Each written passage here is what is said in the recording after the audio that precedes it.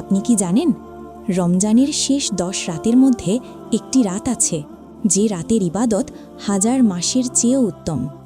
একদিন রাসূলুল্লাহ সাল্লাল্লাহু আলাইহি ওয়াসাল্লাম সাহাবীদের সামনে আগের উম্মতের একজন মানুষের কথা উল্লেখ করেন, যিনি দীর্ঘ সময় আল্লাহর পথে ইবাদত করেছিলেন।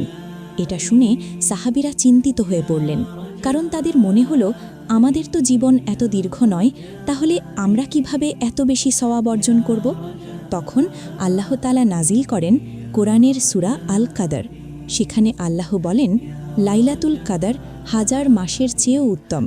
রাসূলুল্লাহ সাল্লাল্লাহু আলাইহি ওয়াসাল্লাম বলেছেন, রমজানের শেষ 10 রাতের বেজোর রাতগুলোতে লাইলাতুল কাদর অনুসন্ধান করো। সাহিহ বুখারী। অর্থাৎ 21, 23, 25, 27 এবং 29 রমজানের রাত। তাই এই রাতগুলোকে অবহেলা করবেন না।